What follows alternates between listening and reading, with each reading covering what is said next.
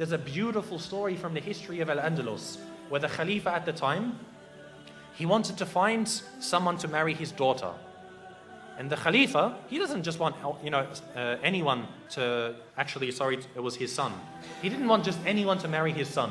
You want to find the best girl available. So he made a proclamation in the city of Cordoba. He said, if there is a family who has a girl that's of the age that's ready for marriage, meaning maybe, 16, 20 years old, put a candle in your window tonight. And she's ready for marriage, and she has memorized the entire Qur'an. Put a candle in your window tonight. They said the entire city was lit up that night.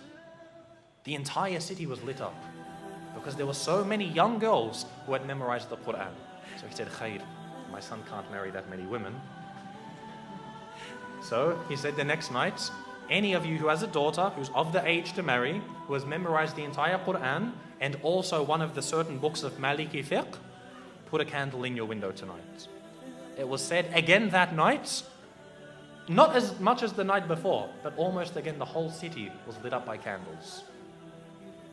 I would dare to say that if we were to ask about our entire ummah today, to have one girl who's of the age to get married, who has memorized the entire Qur'an and one of the books of Maliki fiqh, khalas, any book of fiqh, we would not have a single candle in our windows tonight. This shows the state of the ummah.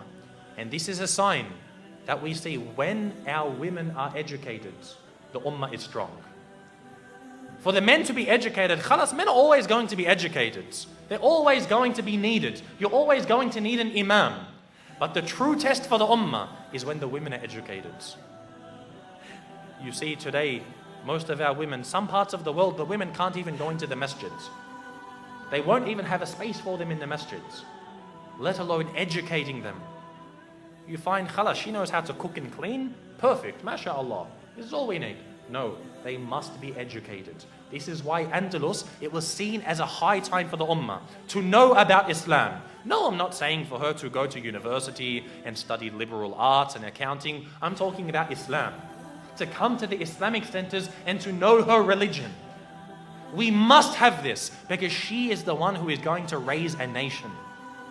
The husband, the father isn't there to raise the children. The mother is. If she doesn't know about her religion, what is she going to pass on? This shows how healthy we are. And the reality is, an ummah today, we are very sick. The women know nothing about Islam and our men are very uneducated.